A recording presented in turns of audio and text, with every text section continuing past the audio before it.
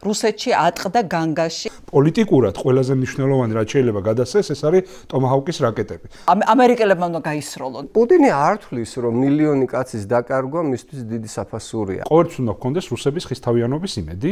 ალასკაში რო დრო გაწელა, აი ამ გაწელილ დროში რა მიიღო? მისთვის ომის შეწყვეტა ნიშნავს პირად კატასტროფას. რა ვიცი, აქედან რო გავიდეთ ფილარმონიასთან, დაახლოებით ამხელა მანძილით წაიწიეს საშუალოდ რუსებმა 1 წლის განმავლობაში. დავამატებ მაშინ პოზიტივს. ყველაზე მეტი ფული ჭირდება ომის წარმოებას და ფული თუ აღარ გექნება, ომს ვეღარ აწარმოებ. მისი ეკონომიკა გაუარეს და წინ არათუ ვერ წაიწია, ცოტა უკან დახევაც მოუწია. ჩრდილო კორეამ ჰუმანიტარული დახმარების სახით რუსეთს გაუგზავნა AI-95 ბენზინი. ჯობია ამას გავეცალო, ვიდრე ამას ჩავყვე საფლავში. რუსეთს ჩინეთი არ ჩაყვება საფლავში არანაირად. ამ ტემპებით რო გააგრძელოს რუსეთმა, სადღაც პუტინი იქნება 150-155 წლის და ჩაუშესკუს მომენტი არავინ არ იცის რა დროს დადგება.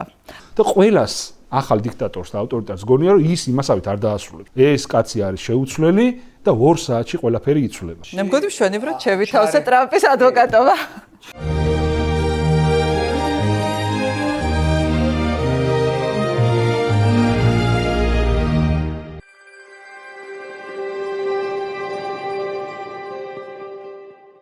საღამოშვიდობისა, ეს არის გადაცემა განსხვავებული აქცენტები, მე ეკა კვესიტაძე ვარ, შეგახსენებთ რომ თქვენ იმყოფებით პლატფორმაზე მისმინე. ჩვენთვის ძალიან მნიშვნელოვანია თქვენი თანადგომა, მათ შორის ფინანსური თანადგომაც, რადგან იცით რომ მედია დღეს არის უმძიმეს მდგომარეობაში. თუ თქვენ არ შეგიძლიათ ფინანსური დახმარება, მაშინ ჩვენთვის ასევე ძალიან დიდი თანადგომა იქნება, თუ ჩვენ არხს გამოიწერთ, ჩვენს პოდკასტებს მოიწონებთ, გადააზიარებთ და ამ გზით ამ არხის პოპულარიზაციას ხელს შეუწყობთ. გუშინ მთელი მსოფლიოს ყურადღება მიპყრობილი იყო თეთრ სახლზე, სადაც გაიმართა შეხვედრა ამერიკისა და უკრაინის პრეზიდენტებს შორის. გადაეცემა თუ არა ტომაჰავკები უკრაინას ეს ჯერჯერობით ისევ ბუნდოვანი რჩება, თუმცა რჩება მაგიდაზე ეს საკითხი, ტომაჰავკები, ეს ფრთოსანი რაკეტები ძალიან დიდ გარდატეხას შეიტანენ ომში, თუმცა ის არის ასევე პოლიტიკური ბერკეტი ამერიკამ მოახდინოს ზეგავლენა რუსეთზე. ჩვენ ასევე ველოდებით პუტინისა და ტრამპ შორის გამართული სატელეფონო საუბრის შემდეგ სამიტს ორ პრეზიდენტ შორის, რომელიც მოულოდნელად დაიგეგმა, სანამ ზელენსკი და ტრამპი ერთმანეთს შეხვდებოდნენ. ეს ცოტა მოულოდნელი განვითარება იყო მოვლენების, თუმცა უნდა ვთქვათ, რომ საბოლოო ჯამში დინამიკა არის უკიდურესად პოზიტიური. ნახოთ რა გამოიკვეთება ბუდაპეშტში, სადაც უნდა შეხვდნენ ამერიკისა და რუსეთის პრეზიდენტები, თუმცა სანამ ეს მოხდება, ჩვენ უნდა გავაანალიზოთ, რა დინამიკა გვაქვს უკრაინასთან მიმართებაში, რა კონტექსტი შეიქმნა, რა არის დადებითი მაჩვენებლები, იმიტომ რომ ეს ჩვენთვის უკიდურესად მნიშვნელოვანია, რადგან სწორედ ეს კონტექსტი ქმნის, საგარეო კონტექსტი იმის შეგრძნებას, თუ რამდენად სიცოცხლის უნარიანია ის ენდემური ავტორიტარიზმი, რომელსაც ქმნის დღეს და უფრო აძლიერებს უფრო სწორად ივანიშვილი საქართველოში. ამიტომ კონტექსტის ცოდნა დღეს ჩვენთვის არის ძალიან მნიშვნელოვანი სწორი ანალიზის გასაკეთებლად. ამ ანალიზისთვის მოვიწვიეთ ჩვენს პოდკასტში ლევან ყურაშვილი და გიორგი ბადრიძე, მასთან გავაგრძელებთ საუბარს და პირველ რიგში რასაკვირველია ვილაპარაკებთ ტრამპისა და ზელენსკის შეხვედრაზე. ლევან, გიორგი, მოგესალმებით, დიდი მადლობა რომ ხართ ჩვენთან ერთად. მოკლედ, სანამ შეხვედრაზე ვისაუბრებთ, რადგან მთავარი თემა არის ტომაჰავკები, ეს ფრთოსანი რაკეტები, რომელსაც შეუძლია ძალიან სტრატეგიულ სამიზნეებს მისწვდეს რუსეთის ტერიტორიაზე. მოდით კიდევ მაყურებლისთვის ავხსნათ, რატომ არის ეს ფრთოსანი რაკეტები ასეთი მნიშვნელოვანი დღეს უკრაინისთვის. სანამ ეკა, მადლობა მოწვევისთვის, მივესალმებით გას მაყურებელს. ტომაჰავკების მთავარი დანიშნულება არის სტრატეგიულ სიღრმეებში, სტრატეგიულ ობიექტებზე თავდასხმა, ეს არის ფრთოსანი რაკეტა, რომელიც და სხვადასხვა მოდიფიკაციების არის, მაგრამ ყველაზე გრძელი მიფრინავს დაახლოებით 2500 კილომეტრზე და მისი დაფარვის არეალში ექცევა რუსეთის პრაქტიკულად ყველა მნიშვნელოვანი საწარმო, სამხედროც და არასამხედროც, მაგალითად ახლა ბოლოს რაც გახსნეს შაჰედების დიდი საწარმო იალაბუგაში, ამ საწარმოს საძირკვლამდე დაანგრევა შეუძლია რამდენიმე ტომაჰავკს ამის საშუალება უკრაინას არ აქვს, მიუხედავად იმისა, რომ ის ახერხებს დაუშვათ დრონებით მიწვდეს ამ სიშორეზე სხვადასხვა საწარმოებს, უბრალოდ მას არ აქვს იმხელა საბრძოლო მუხტი, რომ ამ ქარხნის ისე დანგრევა გამოიწვიოს, რომ მისი აღდგენა გაგრძელდეს მინიმუმ რამდენიმე თვის განმავლობაში. ამიტომაც ტომაჰავკების ტიპის რაკეტების გადაცემა არის, რა თქმა უნდა, უკრაინისთვის ძალიან მნიშვნელოვანი და უკრაინას მისცემდა უპირატესობას. ეს შეიძლება არ აისახოს მომენტალურად ფრონტის ხაზზე, მაგრამ ლოჯისტიკის მოშლა არის ომში ყველაზე მთავარი. ომს იგებს ზოგადად ლოჯისტიკა. თუ გამართული ლოჯისტიკა გაქვს, გაცილებით მარტივია ბრძოლა, ვიდრე გაუმართავი ლოჯისტიკის პირობებში. აქ მარტო შაჰედებზე კი არ არის საუბარი და ამუნიციაზე, ელემენტარულ წყლის მიწოდებაც როცა გართულებულია ფრონტის ხაზზე, გაცილებით არაეფექტურია შეიარაღებული ძალები, ვიდრე იმ დროს, როცა ეს ლოჯისტიკა მთლიანად გამართული ხდება. ჯარისკაცი თუ წყურვალი და მშიერი ყავს და გაციებული ყავს ფრონტის ხაზზე, ის რა თქმა უნდა ამოცანებსაც ბევრად უფრო არაეფექტურად შეასრულებს. ამიტომ მთავარი ზოგადად როცა ნებისმიერი ომი ავიღოთ, ახლა უკრაინა რამე გამონაკლისი კი არა, ნებისმიერ ომში ასია, პირველი რაც უნდა აწყო არის ლოჯისტიკა. მეორე მსოფლიო ომის დროს ისტორია რო გავიხსენოთ, ნორმანდიაში როცა მოკავშირეებმა გადასხეს დესანტი, რატომაც შეჩერდა დაუშვათ რაღაც ეტაპებზე მათი წინსვლა იყო ის, რომ უბრალოდ ელემენტარულად ვერ აკონტროლებდნენ პორტებს, რომლიდანაც მოხდებოდა მომარაგება. ანუ მომარაგება იყო შეზღუდული, ამიტომაც ვერ ახერხებდნენ წინსვლას. ანუ მარტივი ამბავია, ფრონტზე გაცილებით მარტივია ბრძოლა, თუ მოწინააღმდეგეს მოუშლი ლოჯისტიკას. ტომაჰავკები ამისთვის ერთ-ერთი ყველაზე ეფექტური საშუალებაა და ამიტომაც ითხოვენ ტომაჰავკებს. გარდა ამისა, რა თქმა უნდა, პოლიტიკური მნიშვნელობაც აქვს. შეიძლება ტომაჰავკები არ გადასცენ რაღაც ასეულობით უკრაინას და ამას ალბათ არც არავინ არ ელოდება ყოველ შემთხვევაში პირველ ეტაპზე, მაგრამ ეს არის თავარი რაც არის ტომაჰავკების ქონაში, ეს გაძლევს საშუალებას, რომ მიწვდე ნებისმიერ წერტილს რუსეთის ტერიტორიაზე, თითქმის ნებისმიერ წერტილს, შორეულ აღმოსავლეთს, რა თქმა უნდა, არ გულისხმობ და ეს არის შემაკავებელი ფაქტორი, მათ შორის შეიძლება იყოს იმისთვის, რომ რუსეთმა ვეღარ გაბედოს ისეთ ობიექტებზე თავდასხმა, რომელიც უკრაინას უქმნის სერიოზულ პრობლემებს, მაგალითად ენერგეტიკაზე თავდასხმა, ხო? შემაკავებელი ფაქტორიც ფუნქციაც აქვს ამ ტომაჰავკებს, თუნდაც 20 წალი გადასცეს ამერიკა. ხო, იმიტომ რომ საუბარია იმაზე, რომ არ არის შეუზღუდავი რაოდენობით ამერიკისთვის სტრატეგიული მნიშვნელობის არის ეს ფრთოსანი რაკეტები, ამიტომ ის რა მხოლოდ ძალიან თუ გადასცა ესეც საუკეთესო შემთხვევაში, მხოლოდ შეზღუდული რაოდენობას გადასცემს. და როდესაც ახლა სამხედრო ექსპერტებთან იყო საუბარი, თქვეს, რომ ამ შემთხვევაში თუ რეალურად გარდატეხა უნდა მოხდეს ფრონტზე, გარდატეხის მოხდენა შეუძლია მუდმივი ერიშს, ანუ არა მხოლოდ რამდენიმე ობიექტზე დარტყმას, არამედ მუდმივი დარტყმების განხორციელებას და ამის რაოდენობა ვერც ერთ შემთხვევაში ვერ ექნება უკრაინას, ამიტომ აქ საუბარია იმაზე, რომ ის კონკრეტული ობიექტები დაბომბოს, რომელიც თუნდაც ახლა შაჰიდების ქარხანა, რომელიც პირდაპირ ურტყავს უკრაინის ენერგოსისტემას. ხადია, ეს არ არის ერთდღიანი და ორდღიანი ოპერაცია, როცა მტრის ლოჯისტიკის მოშლას აწარმოებ, ეს არის შეიძლება გაგრძელდეს რამდენიმე თვე. ანუ შეტევისთვისაც რომ მოემზადო, ამისთვის პირველ რიგში საჭიროა, რომ გაართულო მოწინააღმდეგის ლოჯისტიკა, გაცილებით მარტივია მე შეტევა და ნებისმიერ სამხედრო ოპერაციის წარმოება. ამიტომ ამას ჭირდება თანმიმდევრული ყოველდღიური მოქმედება, ეს შეიძლება გაგრძელდეს თვეების განმავლობაში. უბრალოდ ტომაჰავკები კიდე რას ხსნის პოლიტიკურ პრობლემას სხვა რაკეტებთან დაკავშირებით, მაგალითად იგივე გერმანულ ტაურუსებთან დაკავშირებით. რომელიც ვერ გადაწყდა თუ უკრაინას აქვს 2500 კილომეტრზე მოქმედი ფრთოსანი რაკეტა, რატო არ შეიძლება კონდეს იგივე გერმანიისგან 600 კილომეტრზე მოქმედი რაკეტა, ხო? გარდა ამისა, ამერიკის შეერთებულ შტატებს აქვს მთელი ნომენკლატურა, სხვადასხვა ტიპის, სხვადასხვა მანძილზე მოქმედი ფრთოსანი რაკეტების, მაგალითად იგივე იასმების, რომელიც გაცილებით მეტი აქვს ამერიკას, ვიდრე მაგალითად იგივე ტომაჰავკები, რომლებიც მაინც სტრატეგიულია, უფრო შეზღუდულია, მისი მიწოდება უფრო მარტივი იქნებოდა ამერიკის. უბრალოდ კიდევ ერთხელ უნდა ვთქვათ, ეს არის პოლიტიკურად მისაღები გადაწყვეტილება რა, იმიტომ რომ ამაზე მეც ამერიკა, ანუ უფრო მნიშვნელოვან ვერაფერს ვერ გადასცემს. შეიძლება სხვაები გადასცეს, რომლებმაც უფრო ეფექტურად იმუშაოს, მაგალითად კონკრეტულ ამოცანებზე, მაგრამ პოლიტიკურად ყველაზე მნიშვნელოვანი რაც შეიძლება გადასცეს, ეს არის ტომაჰავკის რაკეტები. ამიტომ პოლიტიკური გადაწყვეტილება იქნება მისაღები, რომელმაც მერე შეიძლება გზა გახსნას სხვა ტიპის შეიარაღების მიწოდებაზე, მათ შორის ამერიკის მხრიდან, ასევე ევროპის მხრიდან, ამიტომ თუ ეს გადაწყვეტილება იქნება მიღებული, ეს რა თქმა უნდა, მნიშვნელოვნად აისახება ფრონტის ხაზზე, ეს არ აისახება ეგრევე და არ უნდა წარმოვიდგინოთ ისე როგორც F-16-ებზე იყო საუბარი ხო ადრე და ამბობდნენ რომ აი F-16-ები ჩავა და უკრაინა ამას მოიგებს, ეს ასე არ არის, გააჩნია რაოდენობას, გააჩნია ნომენკლატურას, გააჩნია რაში გამოიყენებ, რა შეზღუდვები ექნება, თუმცა ცალსახად ეს იქნება დამატებითი ძალიან კარგი ამბავი უკრაინისთვის, რომელიც აუცილებლად აისახება რაღაც ეტაპზე ფრონტის ხაზზე. ხო, თან არსებულ სიტუაციაში, ამ არსებულ სიტუაციაშიც ვილაპარაკებთ, იმიტომ რომ ბევრი მდგენელისგან შედგება, მათ შორის რუსეთის ეკონომიკა, რუსეთის პოზიციები, ეხლა გადაწყვეტილება ინდოეთის რომ აღარ შეისყიდოს რუსული ნავთობი, მოკლედ ძალიან საინტერესო კონტექსტია, რომელშიც კარგად ჩდება ეს ტომაჰავკები და რაც მთავარია,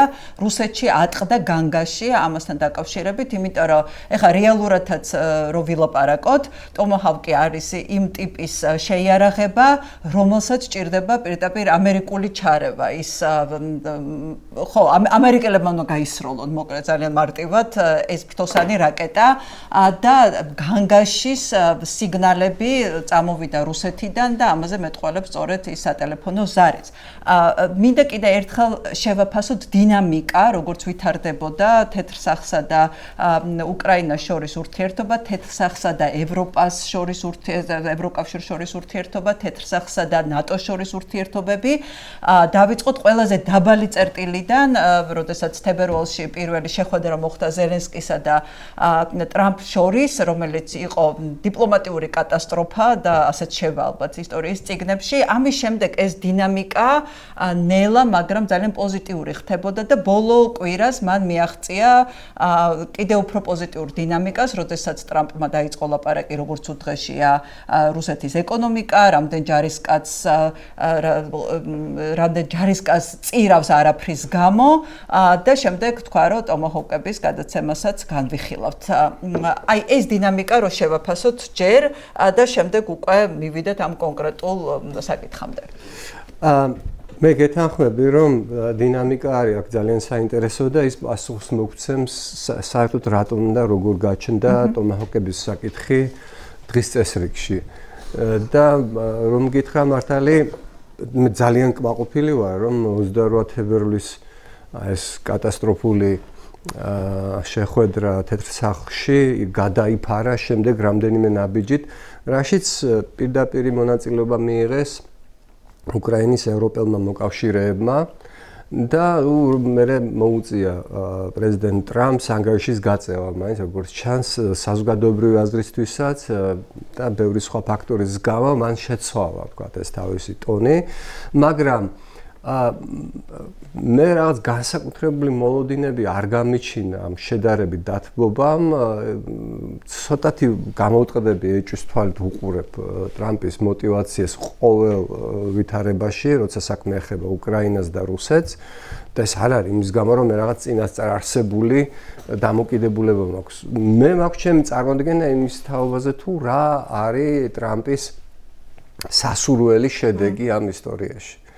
და არც ერთ ეტაპზე მას თვითონაც არ უთქვამს, ვინც ახლა უკმაყოფილოა ამ ჩემი პოზიციით, კითხოს საკუთარ თავს, როდისმე თუ მოусმენია ვინმეს ტრამპისგან, რომ ის ემხრობა უკრაინის გამარჯვებას ამ ომში. ეს არასდროს არ უთქვამს კიდევაც, არც ერთჯერ. ის ამტკიცებს, რომ მისი ამოცანა არის ამ ომის შეხვედრა და სულ ორი დღის ამ ომის დასრულება. ოღონდ დასრულება კიდევ ერთხელ გითხრა, როგორც უნდა. რომ ეხლა მოდი თუ ვერ დავასრულებთ ომს, მოდი შევწყვიტოთ სროლა იმ ხაზზე, სადაც ვართ. მაგრამ იმავე დღეს და წინა დღესაც პირდაპირ თქვა, რომ პუტინს ეს ომი უნდა მოეგო 7 დღეში. რატომ უნდა მოეგო პუტინს ეს ომი 7 დღეში? იმიტომ ბაიდენმა დაიწყო. ხო.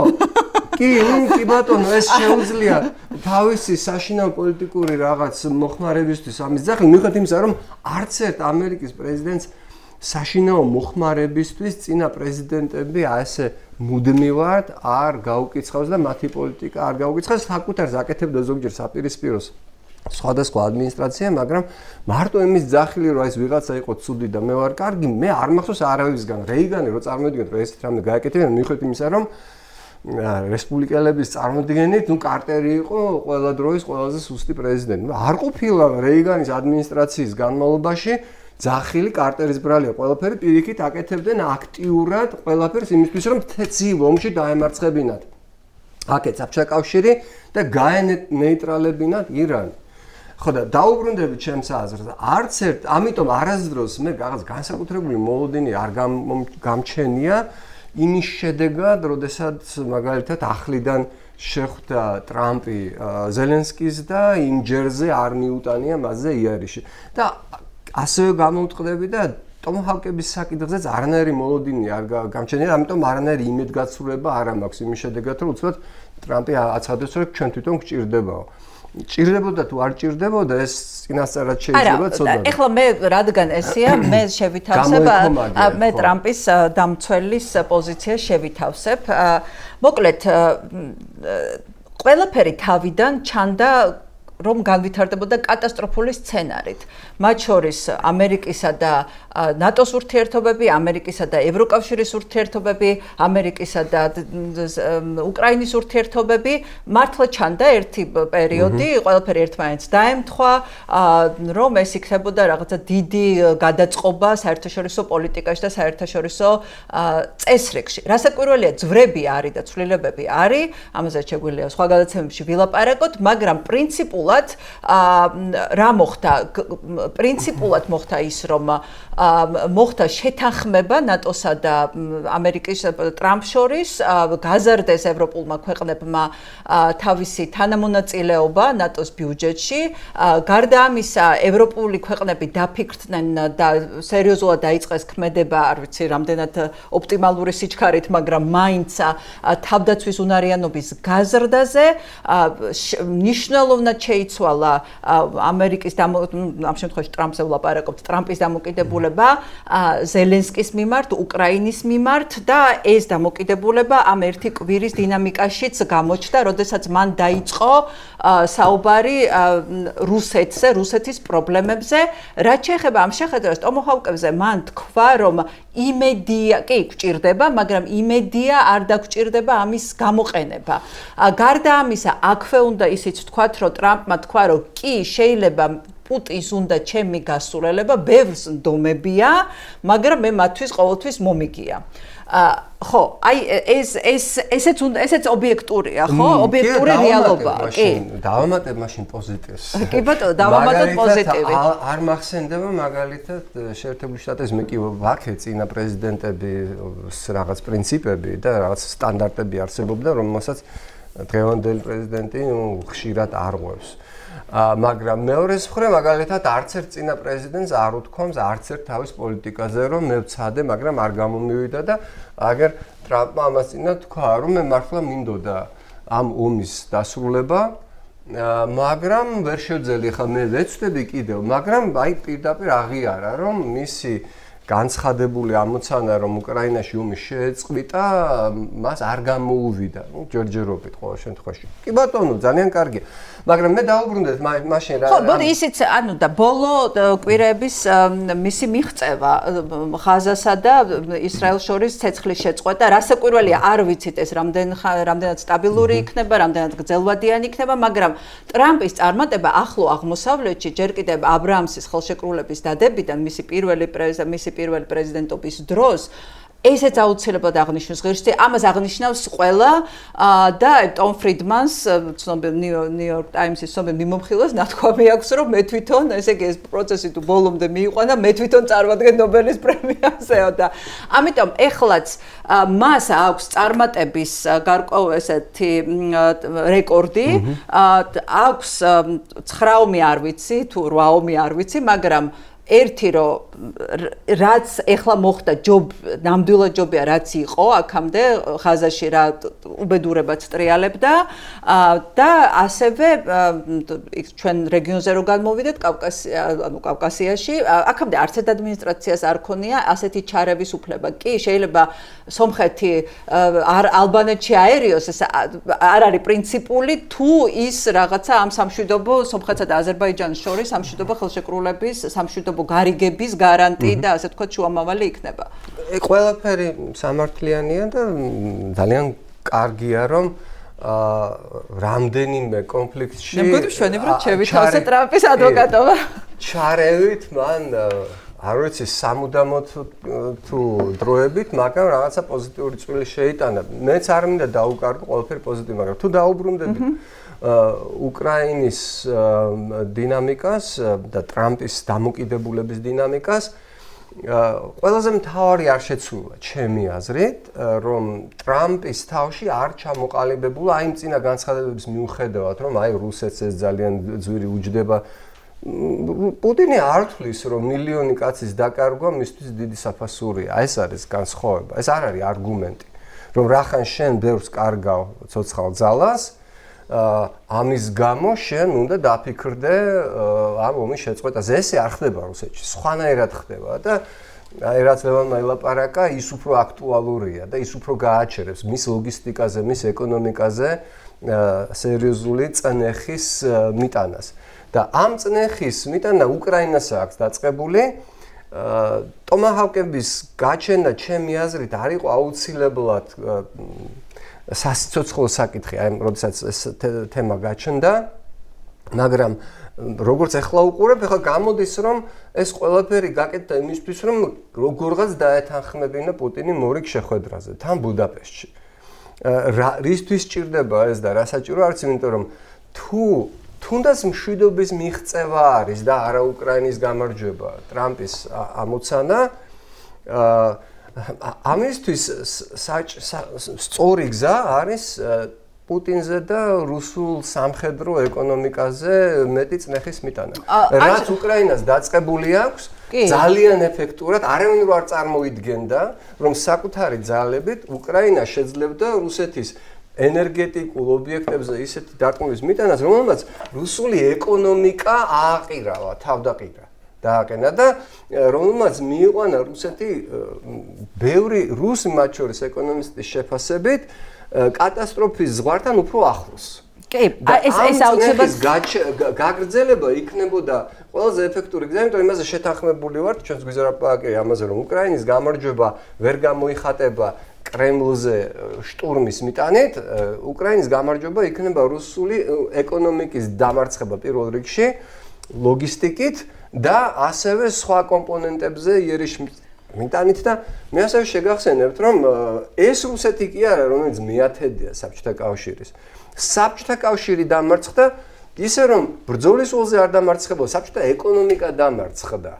და ზუსტად ამისკენ მიდიოდა ეს ბოლო განვითარება, უკრაინის სტრატეგია, პირველ რიგში ენერგოობიექტებზე მიტანის და ჩვენ უკვე მივიღეთ უცნაური კი არა და ირონიული სასაცილო ვითარება, როდესაც დღეს რუსეთი იძულებულია შეისყიდოს ბენზინი ჩინეთისგან და ამასეად კიდევ ახალი ისტორიული მოვლენა მოხდა, როდესაც ჩრდილო კორეამ ჰუმანიტარული დახმარების სახით რუსეთს გაუგზავნა AI-95 ბენზინი. რუსეთს უწევს ახლა საბაზრო ფასზე იაფად ნავთობის მიყიდვა ჩინეთისთვის, იმისთვის, რომ იმისგან იყიდოს ბენზინი. აი ეს არის უკვე ძალიან სერიოზული ფაქტორი, რომელიც განსხვავდება. ტომაჰავკების საკითხი, როგორც ჩანს, საერთოდ არ ყოფილა პრაქტიკულ სიბრტყეში ტრამპის მიერ განხილული. დიახ, უკრაინას სჭირდება და სურს, მაგრამ აი როგორც ზელენსკიმ გუშინდელი შეხვედრის შემდეგ თქვა, რომ ჩვენ შევთანხმდით, რომ ეს საკითხი მომავალში განიხილება დახურულ ფორმატში. ყოველთვის დაახლოებულ ფორმატში უნდა განიხილებოდეს სტრატეგიული მნიშვნელობის იარაღის მიწოდება არა, ხო, მაგრამ ეს მაინც ეს იყო ზემოქმედების პოლიტიკური ბერკეტია. მაგრამ რისკთვის ზემოქმედების აგერ მივიღეთ ის ჯერჯერობით, რომ პუტინს უნდა შევხვდეთ. ხო, კაი, მაგრამ მოდი შემომატრიალოთ ლოგიკა. ეს ამბობს, რომ შენი ეკონომიკა ჩამოშლის პირასაა. უკვე შენ რუსეთ ბენზინის პრობლემა გაქვს. შენ ისე შეაკალი მილიონზე მეტი ჯარისკაცი, რომ ოდნავ წინსვლაც არ ქონია ტერიტორიაზე. მე შემიძლია ტომოჰავკები გავაზანო. ეხლა თანახმა ხარ, რომ წამოხვიდე შეთანხმებაზე, იმიტომ რომ ალასკაში მოდი პირდაპირ ვთქვათ, რომ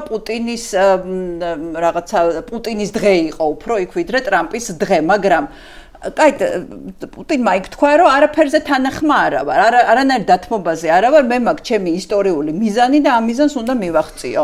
მაგრამ რითი ჩადის ეხლა პუტინი ბუდაპეშტში, ალბათ იქნება არ ვიცით რა როდის, რამდენიმე კვირაში, ორ კვირაშიო თქვეს, რითი ჩადის, ხო? ამ ერთი თვის განმავლობაში მისი ეკონომიკა გაუარესდა, წინ არათუ ვერ წაიწია, ცოტა უკან დახევაც მოუწია და პატარა ქალაქები და ხა ლევანი ილაპარაკებს ამაზე უფრო კარგად და დროს არ წავართმევ უკან, ანუ პატარა ქალაქებიც ვერ აიღო, პატარა ქალაქებიც რო ეთქვა, რომ აი მე ეს ქალაქები ავიღე და არაფერი, ანუ არაფერი წინსულად რუსეთი არაფრით არ ჩადის იქ. პირიქით უკულსულით ჩადის. მე მგონია რომ ჩემი კითხვა ამის თაობაზე თუ რატომ ეხვეწება, რატო ცდილობს ტრამპი დარწმუნოს პუტინი რომ მიიღოს უკრაინის ძალიან დიდი ნაწილი როგორც ალაფი, აი რატო ცდილობს პუტინი დაარწმუნოს იმაში რომ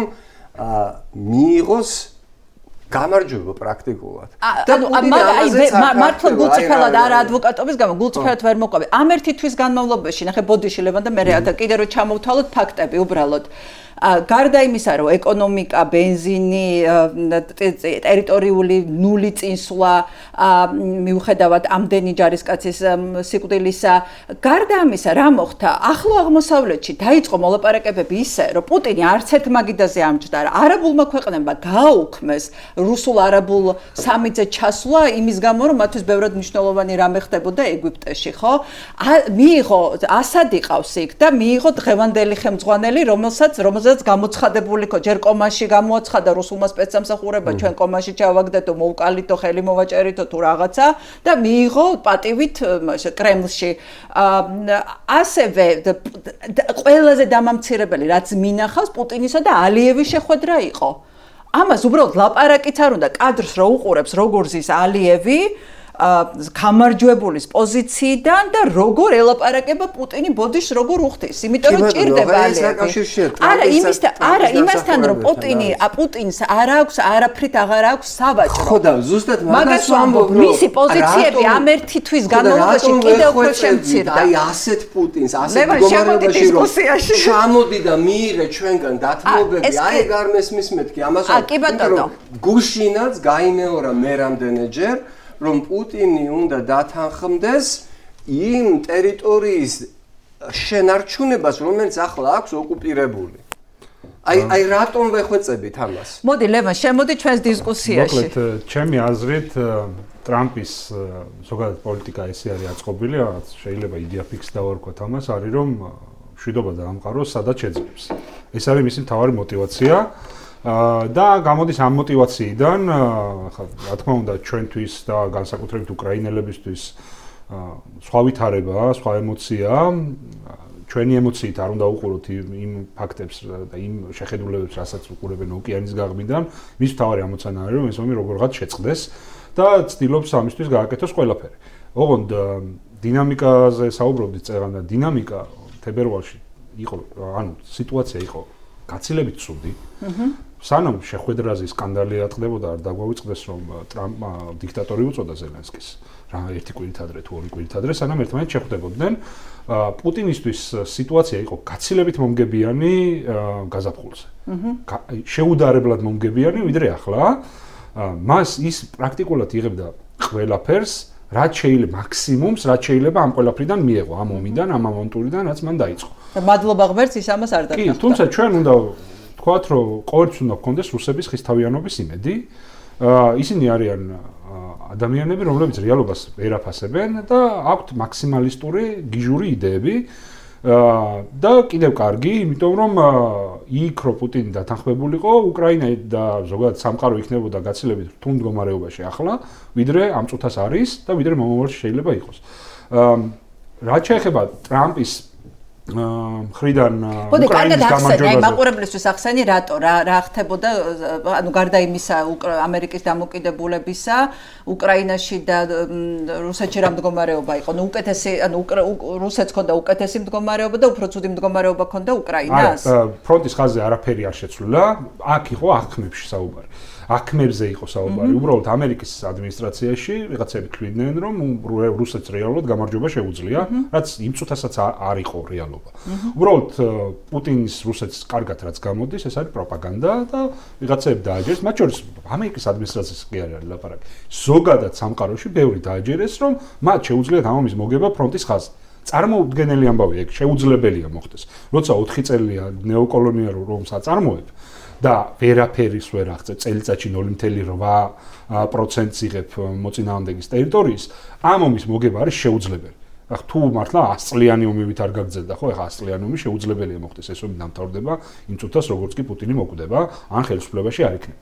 უბრალოდ იმ დროს იყო მედიური ფონი ისეთ შექმნილი, თითქოს უკრაინა აგებს და აქედან გამომდინარე იყო მათ შორის უკრაინის მიმართაც მოთხოვნები. კარტები არ გაქვსო, ხო, გახსოვს როგორ მეუბნებოდა ზელენსკის.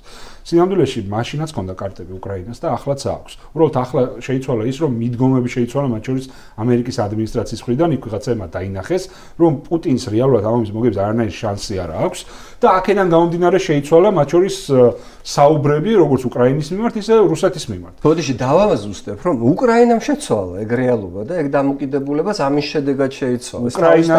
უკრაინას შეცვალა დიპლომატიის კუთხით თუ ვისაუბრებთ. არა, სამხედრო უკრაინის თავგანწირულმა და ძალიან ჭკვიანობა სამხედრო სტრატეგია. მანამდეც იგივე ხდებოდა, უბრალოდ რაღაცეებში ამერიკის ადმინისტრაცია უნდა დარწმუნებულიყო და ამ რამდენი თვე გავიდა მას შემდეგ 7-8 თვე გავიდა. ცოტა მეტი, ამ 8 თვის განმავლობაში პუტინს არანაირი წინსვლა არ ქონია და რუკას ყველა ხედავს და ანალიტიკა ყველას აქვს და ყველა მიცის რომ შეუძლებელია ამ ომის მოგება რუსეთის მხრიდან, მათ შორის იქ ამერიკელი სამხედროები, რომლებიც ყოველდღე თუ არა ყოველ შემთხვევაში კვირაში ერთხელ ბრიფინგს ატარებენ პრეზიდენტის ადმინისტრაციასთან და მათ შორის ტრამპი პირადად დონალდ ტრამპთან გასააგებად აუხსნეს, მათ შორის ეს ამას ღიად საუბრობდნენ კონგრესის მოსმენებზე გვინახავს, ხო, ჩვენ სხვადასხვა სამხედროების გამონათქვამი, რომ რუსეთი ამ ომს ვერ მოიგებს, შეუძლებელია, მათ შორის ბოლოს ისაუბრა ნატოში ამერიკის შეერთებული შტატების ელჩმა, რომ ლოკოკინას სიჩქარითაც კი ვერ მოძრაობს რუსეთი, ხო? ეს ყველაფერი დაინახეს კარგად. ამიტომ დღეს როცა ტრამპი საუბრობს იმაზე, რომ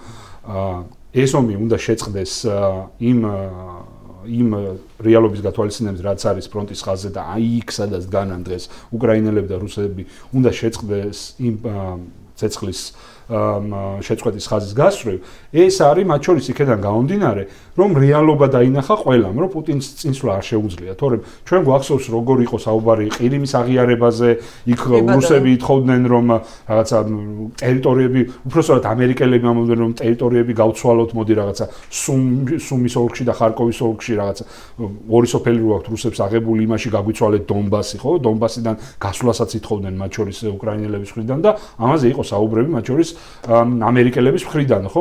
ხوار გახვიდოდით დონბასიდან, ხო? რაღაც შიდა საუბრები ამაზე იყო. თუმცა ახლა რეალობა საერთოდ სხვა არის. ახლა რა შეეხება ტრამპს, სამართლიანები რო ვიყოთ, ბოლოს ტრამპაც გააკეთა განცხადება, რომ უკრაინას შეუძლია 91 წლის საზღვრებზე გასვლა და შეიძლება უფრო შორსაც წასვლაც კიო.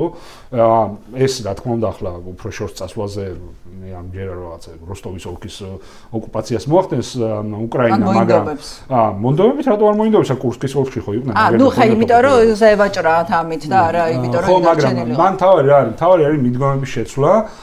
თავარი არის ის რომ პუტინი არ დათანხმდა მისთვის გაცილებით უკეთეს პირობებს და მე რა ვიცი ხა თითქმის გამოურიცხავ რომ ახლა დათანხმდეს ცეცხლის შეწყვეტას. უკრაინელები ამას ითხოვდნენ წლის დასაწყისში. რომ მოდი ცეცხლი შევწყვეტოთ. ეს არის უკრაინის პირობა.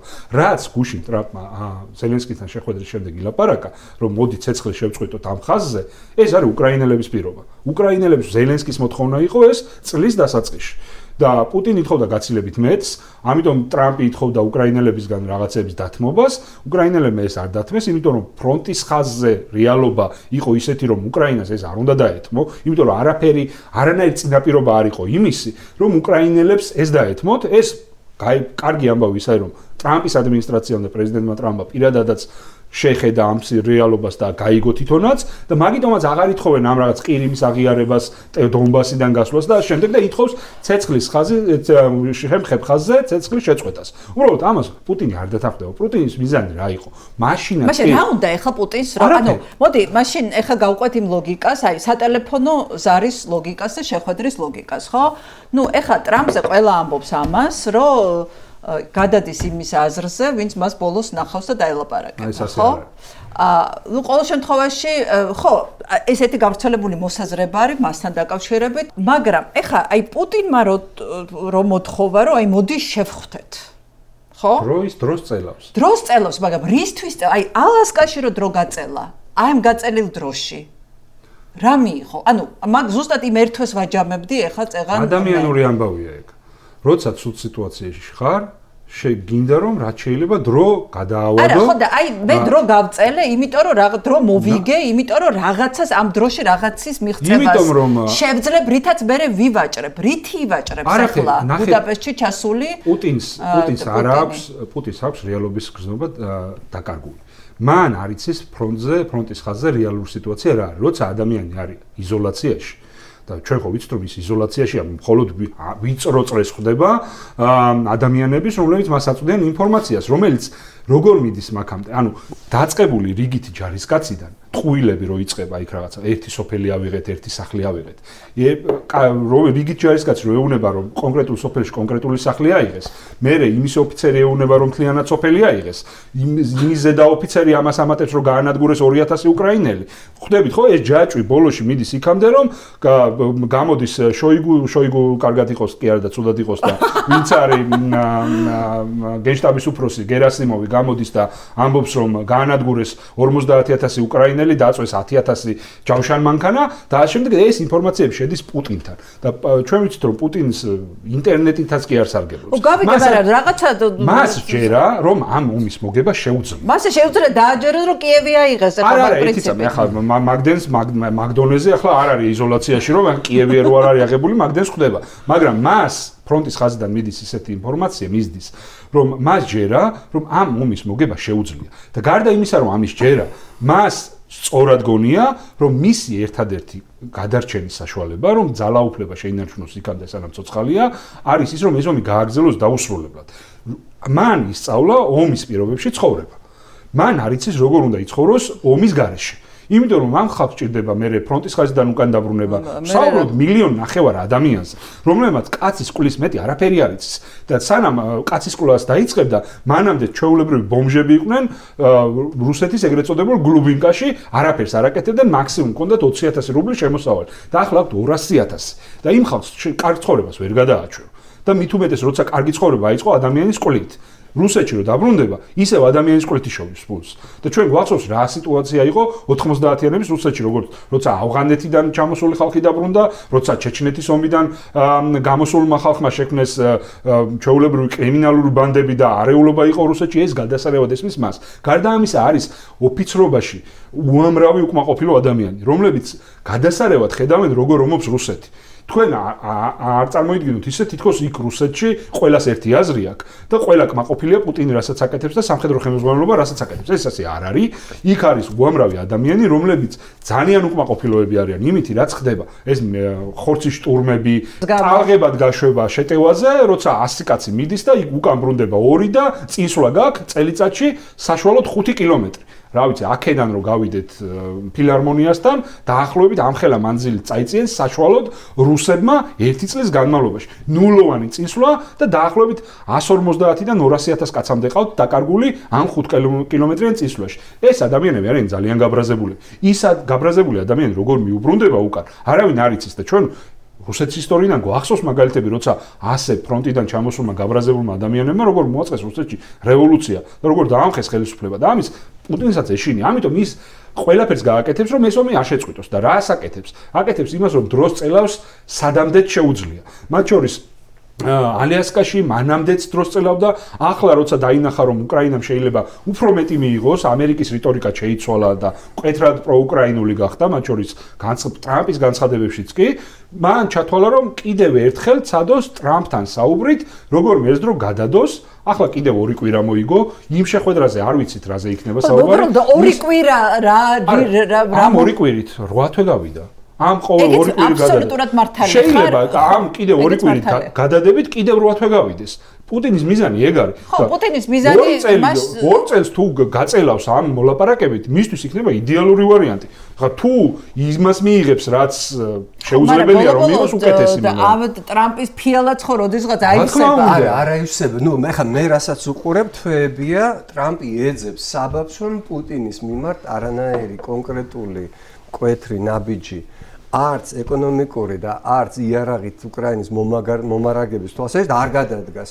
აწესებს, იწყებს რაღაცის განცხადებას, რომ აი შენ თუ არ დათანხმდები ამას ვიზავ, აგერ გიწესებ 50 დღიან ვადას, მერე 2 კვირიანს, მერე რაღაცა ახალს და ყოველ ჯერზე ეს ვადა ქრება და ვიწყებთ ახალ ათვლას, ახალ რომელიღაცა წერტილები. ეს არის ჯერჯერობით. კი, მაგრამ რიტორიკა აქ რა უნდა აღნიშნოთ აუცილებლად. ამერიკის დახმარება უკრაინის მიმართ არ გაჩერებულა, 1 კვირა იყო დაპაუზებული და მათ შორის როცა საუბრობთ იმაზე, რომ უკრაინა ანადგურებს რუსულ ინფრასტრუქტურას, მათ შორის ნავთობმოპოვების და ნავთობწარმოების ინფრასტრუქტურას, ესე არ არის.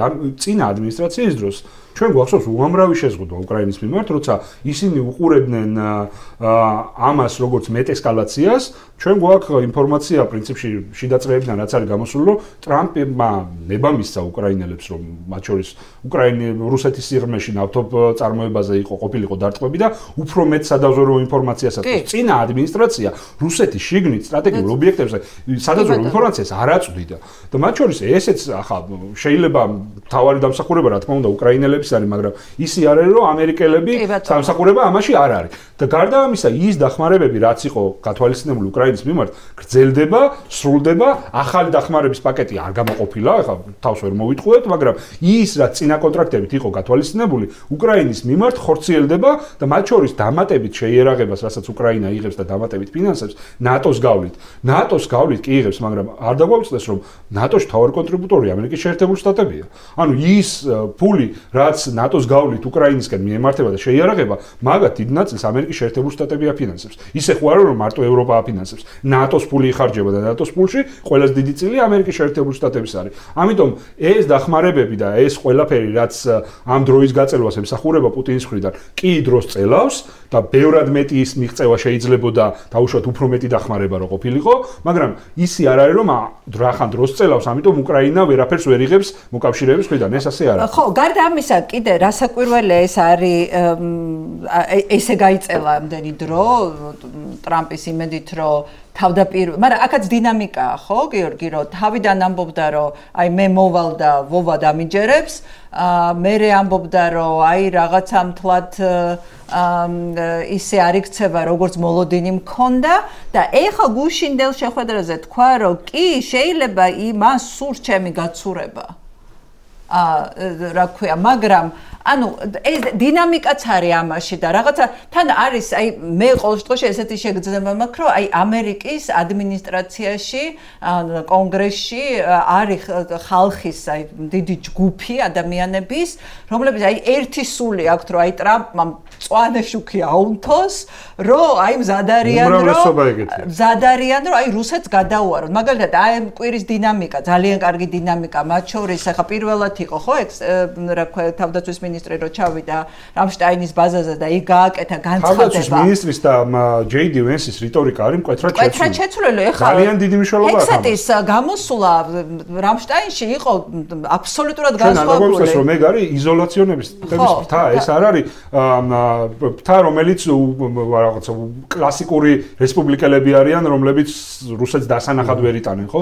მათი რიტორიკის შეცვლა არის ძალიან მნიშვნელოვანი ამბავი, რომელიც შეიძლება რა თქმა უნდა ამაზე ტრამპის გავლენა ძალიან დიდია და მათ რიტორიკაში ტრამპის ანარეკლია, მაგრამ ეს არნიშნავს იმას, რომ როცა იმ ფლანგის ხალხი აკეთებს ასეთ განცხადებებს და მით უმეტეს თუ კიდე ერთხელ პუტინმა მოინდომა რაღაც დროის გაწელვა, ეს ვეღარ გაგრძელდება, ეს დაუსრულებლად ვერ გაგრძელდება. რაღაც ეტაპზე ეს მორჩება, შეიძლება ორ კვირაში არ მორჩეს და კიდე რაღაცა მოლაპარაკებები დასჭირდეს, მაგრამ ჩვენ უნდა ვიცოდეთ ერთი რაღაცა.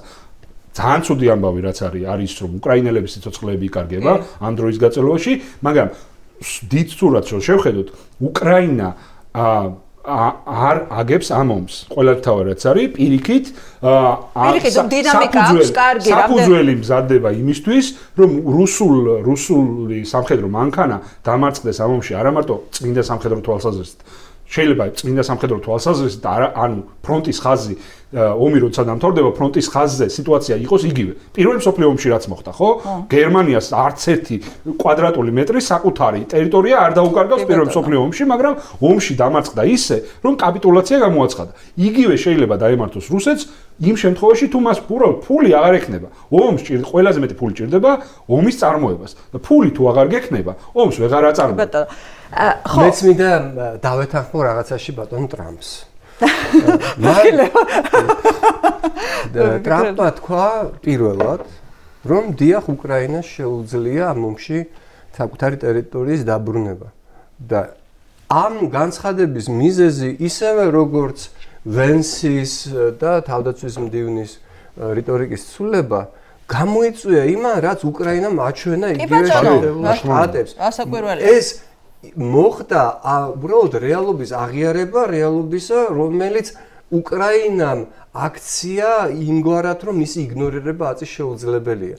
და თუ კი ჩვენ ვიხილეთ საერთოდაც დამოკიდებულების შესვლა, ეს იქნება რეაქცია აი ამ რეალობაზე, იმიტომ რომ კიდევ ერთხელ ვიმეორებ, არც ერთ ეტაპზე, არც რიტორიკი და არც ქცევით, მაინც და მაინც ჩვენ არ დაგვინახავს, რომ ტრამპის ადმინისტრაციის და პირადად მისი ამოცანა არის არა რუსეთთან ახლიდან დაძმაკაცება და სულ ამ იმის ძახილი რომ პუტინი ჩემი მეგობარია, არ ვიცი რას შეიძლება ემსახურებს. არა, პუტინთან თქვა გუშინ კარგი ურთიერთობა, არა, გუშინ აღარ უთქვას რომ ჩემი მეგობარია, თქვა რომ კარგი საუბარი მქონდა. ხო, მაგრამ მუდმივი აქცენტი იყო რუსეთთან შერიგებაზე და ძალიან კარგი თანამშრომლობის აღდგენაზე. რატომ არის ეს ამოცანა სხვა საკითხია, მაგრამ მე ვამბობ იმას, რომ უკრაინამ აქცია გარდაულად იმის აღიარება, რომ არათუ ის არ აგებს და დეტალებში მოგვიყვა ლეონმა როგორ არ აგებს და არამედ იმის, რომ მას შეუძლია გამარჯვება, მათ შორის სამხედრო გამარჯვების მიღწევა.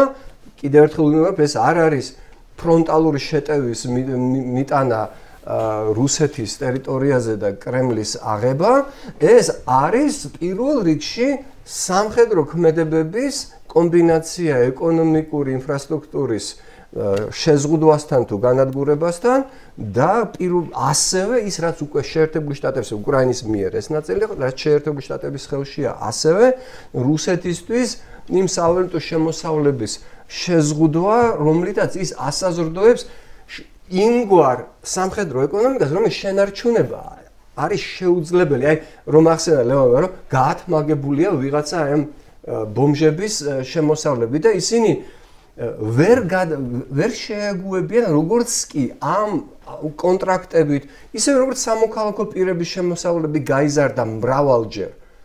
როგორ მოხდა ეს ამბავი? უბრალოდ მთელი ეკონომიკური ნაკადების, ფინანსური ნაკადების მიმართულება შეიცვალა და მიმართული გახდა პირველი სამხედრო წარმოებაზე და მოქალაქეების დასაქმებაზე, ან უშუალოდ სამხედრო ეკონომიკაში, ან მასთან დაკავშირებულ სფეროებში. როგორც კი ეს ნაკადი შეწყდება და ამის შესაძლებლობა არსებობს, ეს გამოიწვევს კატასტროფულ შედეგებს არა მარტო ეკონომიკურად, არამედ პოლიტიკურად. და ორი მაგალითი გვაქვს ზუსტად იმისა, თუ როგორ მარცხდება რუსული იმპერია შიგნიდან ეკონომიკური მიზეზების გამო და არა ფრონტზე.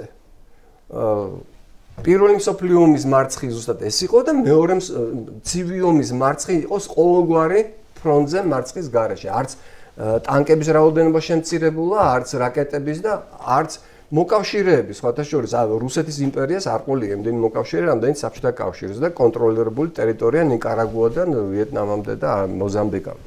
ასე რომ ეს არის ტრამპის ხელში, მას შეუძლია თავისი ძალისხმევა მიმართოს იქითკენ, რომ რუსეთი კიდევ უფრო თუ მოლაპარაკება არის მისი ამოცანა, მე ასე შევხედავდი, რომ შეიძლება პუტინის ისეთ ვითარებაში ჩაყენება, როდესაც ტრამპს ხვეწნა კი არ მოუწევს, რომ შემხვდი და მიიღე ჩემგან უკრაინის ტერიტორიის რაღაცა ნაწილი.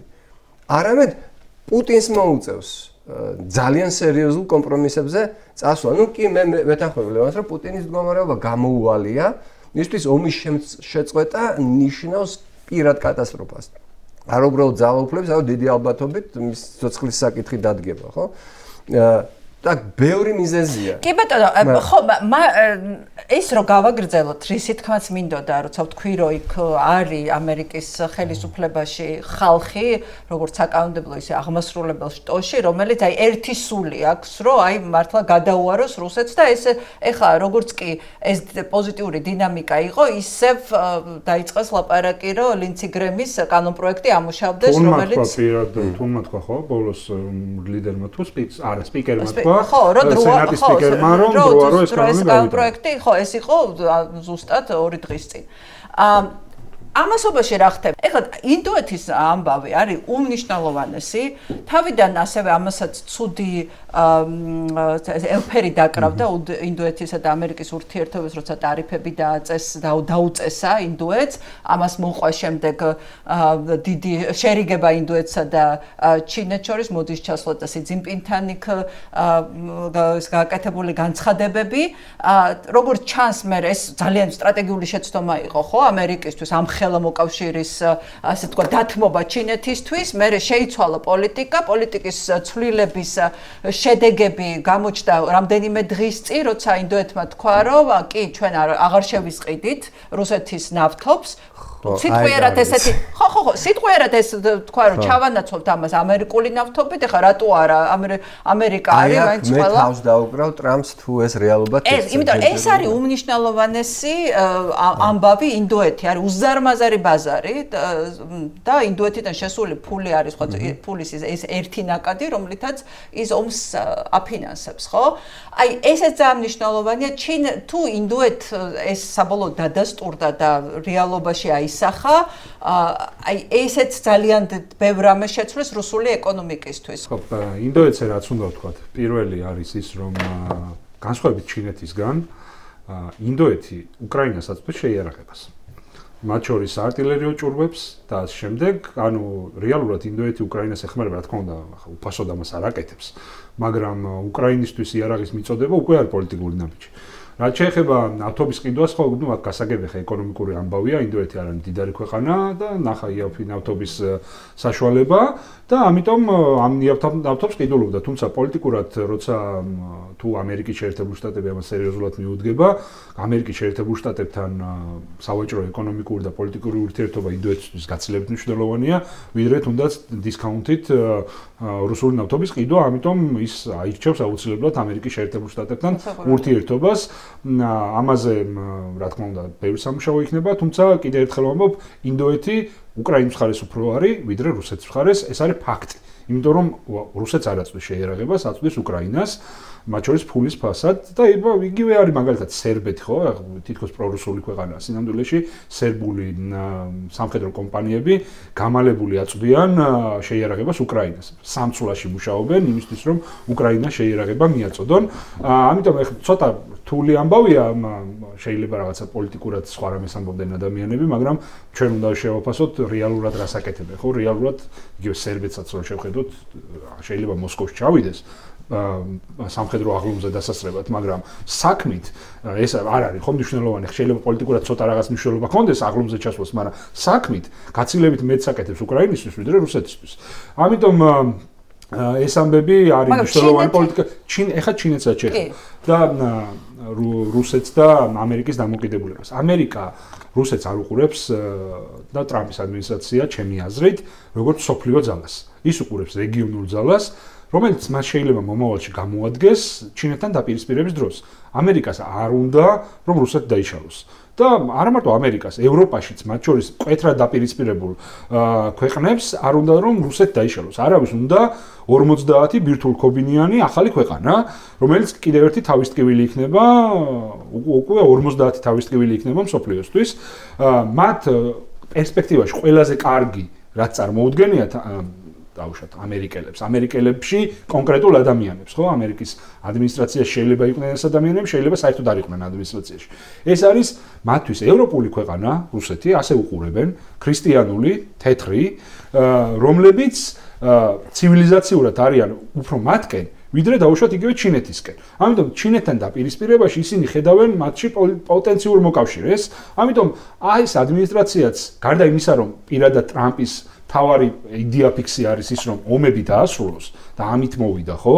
და პირველი რაზეც ამბობდა, რომ ამ ომს დავასრულებ, ამბობდა უკრაინის ომზე, აზერბაიჯანის და სომხეთის დაპირისპირებაზე ტრამპ სიტყვა არ უთქვამს წინასაარჩევნო კამპანიის დროს, ხო? არც რაღაც, რა ვიცი, მე კიდე არც კამბოჯაზე უთქვამს რამე და არც, ახლო აღმოსავლეთზე ლაპარაკობდა, მაგრამ თავარი იყო უკრაინის თემა. და ამ უკრაინის თემის დასრულება მისთვის იქნება პირადი გამარჯვება. მიუხედავად იმისა, ვინ იქნება ამით კმაყოფილი. ჩვენ უნდა ვიცოდეთ, რომ ომის შეწყვეტით კმაყოფილი არ იქნება არავინ, არც ერთი მხარე, ანუ ტერიტორიულ ამბავში.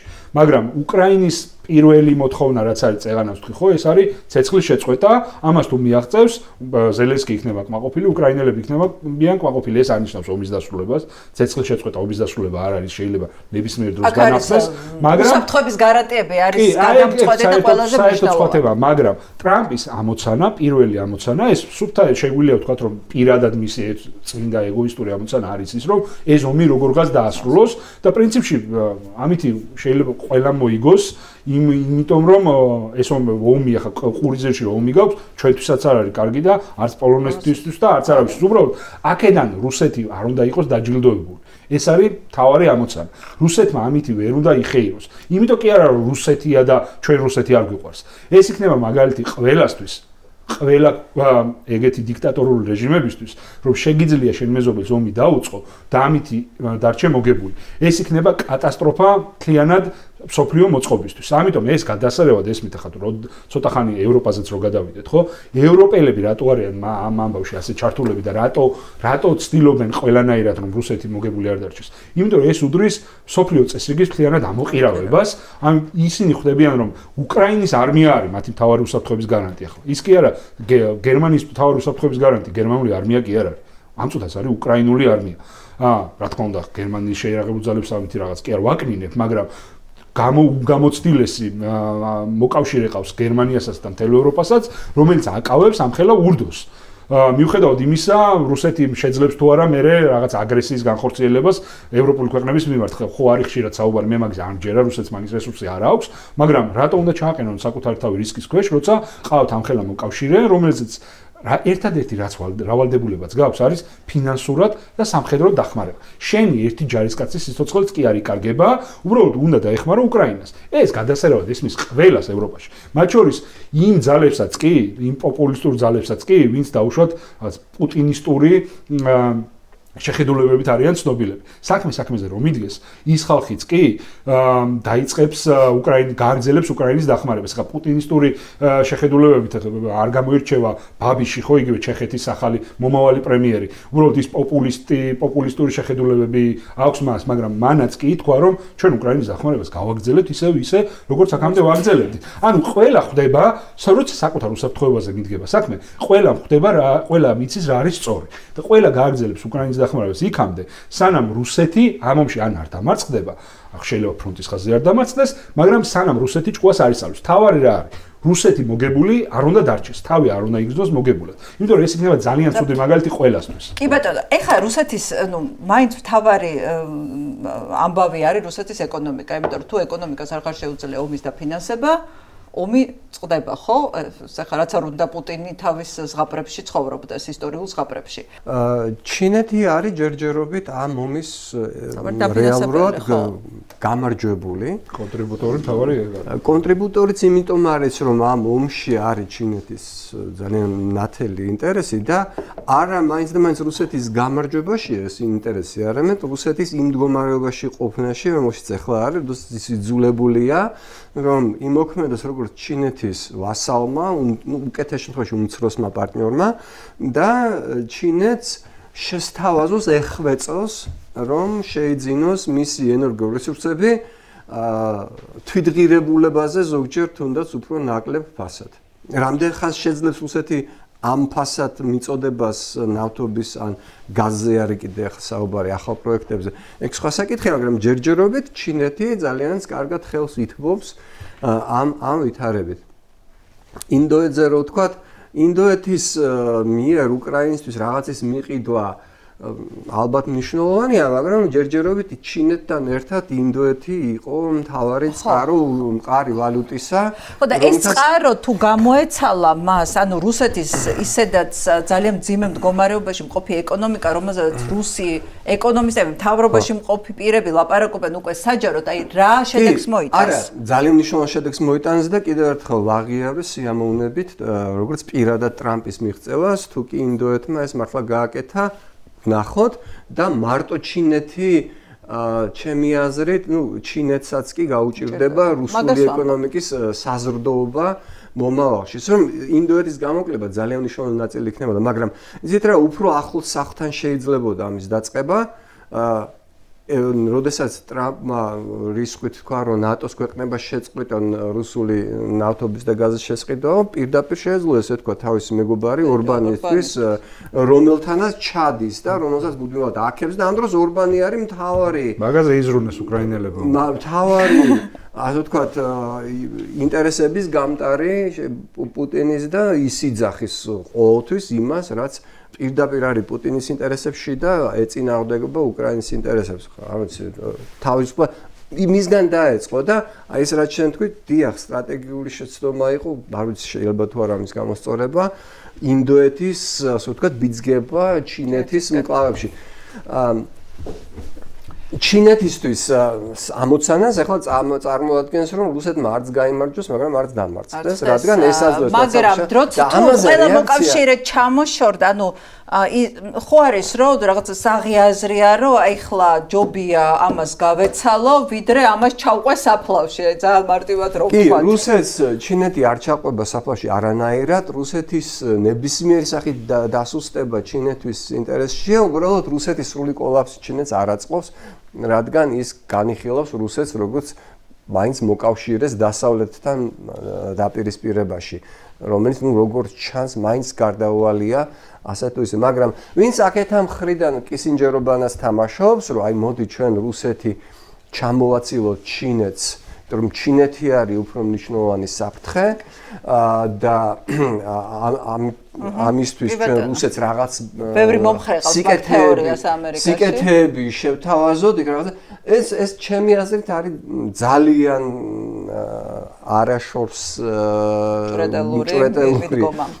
იმიტომ რომ ჯერ კისინჯერის ისტორიული დამსახურება თითქოს და საბჭოთა კავშირისა და ჩინეთის დაშორიშორებისა ძალიან დიდი დაიწყოს ჩემთვის, იმიტომ რომ საბოლოო ჯამში ჯერ ერთი საბჭოთა კავშირი და ჩინეთი 70-იან წლების დასაწყისში არანაირი მოკავშირეები არ იყვნენ, 79 წელს ომი ჰქონდათ ჯერ ერთი. მეორე, ამან მის გახსნა ჩინეთის სუპერსახელმწიფოდ გადაქცევის გზა და რამდენად მოიგო ამისგან ან დასავლეთმა ან პირადად შეერთებულმა შტატებმა საეჭვო და ეხლა რუსეთის მოთაფლვა რაღაცების შეთავაზებით იმისთვის რომ ჩინეთის მოკავშირე არ იყოს რეალურად ნიშნავს იმ ქვეყნის გაძლიერებას რომელიც თან ეს არც გამოვა, აი პუტინის მოთაფლა რაღაცა პირობებზე დაყოლიება, რაღაცა მასთან ძელვადიანი შეთანხმების და გარიგების დადება, ნუ ეხლა ეს განსხვავება ეს არის რომ რუსეთი ჩინეთისგან განსხვავებით არის არა პოტენციური საფრთხე, არამედ რეალური და უკვე კონკრეტულად გამოხატული სამხედრო ქმედებებში. და სამხედროს გარდა ყველა დასავლური ინტერესის საწინააღმდეგო ქმედებებში, ყველა რეგიონში სადაც შეუძლია შენ ახსენე, რამდენ რეგიონში იყო რუსეთის ერთგვარი საცეცები და ახლო აღმოსავლეთში ჩაიჭრა, კი ბატონო, აფრიკა არ გიხსენებია, სადაც კი შეუძლია ყველგან მოახდინა დასავლეთთან რაღაც კავშირების მქონე რეჟიმების ჩამოქცევა და იქ კაციჭამიების დაყენება სათავეში. აგერ კიდე ერთხელ უნდა ვთქვი, ამას ყველა გადაცემაში გავიმეორებ, როცა რუსეთზე ვილაპარაკებ. იქ კი არა, აგერ კავკასიაში ვერაფერი ვერ ქნა, ანუ ისე მოაგვარა ერთმანეთთან ურთიერთობა ორმა სახელმწიფომ, აზერბაიჯანმა და სომხეთმა, რომ საერთოდ გამქრალი იყო და ჩვენ კიდე ერთხელ ვამბობ სიამოვნებით აი ამ კადრებს პერიოდულად უნდა შევხედოთ ხოლმე, უნდა ვნახოთ რა მდგომარეობაში ჩაიყანა პუტინმა. აი დავაზუსტოთ, რომ ეგ შეთანხმება ან შეთანხმებასთან მიახლოება სომხეთსა და აზერბაიჯანს შორის მხოლოდ იმის შედეგად მოხდა. შესაძლებელია რომ რუსეთი ვეღარ უშუალოდ ვეღარ ახდენს გავლენას. ამიტომ კავკასიაში საცეცები მნიშვნელოვნად გადაეჭრა და ეხლა ჩვენს ენდემურ ავტორიტარიზმზე რო ვილაპარაკოთ, რომელიც მართლა ისეთი გამორჩეულია სხვა კლასიკური ავტორიტარიზმისგან და რაღაცა სიგიჟეში არის გადაზელილი სხვანაირ სიგიჟეში. მანამდე აი მოკლედ რო შევაფასოთ კიდე ერთხელ რო შევაჯამოთ კონტექსტი, რაშიდაც ჩვენი სიტუაციაში ჩავსავთ. ანუ დღევანდელი მოცემულობა რა გვაქვს უკრაინასთან მიმართებაში? ბევრად უკეთესი, ვიდრე ვთქვათ იგივე თებერვალში ვიწიას წარმეტყველებდით ან ზაფხულში ვიწიას წარმეტყველებდით? დინამიკა არის ისეთი, ანუ კიდე თავიდან ვიტყვი რა, ამ ომის მოგება რუსეთის მხრიდან არის შეუძლებელი. ეს გამორიცხული ამბავია. რამდენი წელიც არ უნდა გაგრძელდეს ეს ომი, რუსეთი ამ ომს ვერ მოიგებს. ეს რეალობა იყო თებერვალშიც, ეს რეალობა იყო 2023 წელსაც და 2022 წლის აპრილში უკვე ცხადი იყო, რომ რუსეთი ამ ომს ვერ მოიგებდა. ეს რეალობა არ იცვლება. აქ საუბარი არის იმაზე, რამდენად მალე შეიძლება დამთავრდეს ეს ომი. და ამ ხრივ დინამიკა არის პოზიტიური. ანუ თუ თებერვალში მაგალითად ჩვენ შეიძლება გქონოდა სიტუაცია, როცა საფრთხე იყო, რომ ეს ომი ისე დასრულებული, უბრალოდ ომი კი არ დასრულებული იყო, ცეცხლი შეწყვეტილი იყო ისე, რომ რუსეთს თავი გამარჯვებულად ეგძნო, ეს საფრთხე უფრო ნაკლებია დღეს. ეს საფრთხე ბოლომდე მოხსნილი არ არის, მაგრამ საფრთხე გაცილებით ნაკლებია, ვიდრე იყო თებერვალში.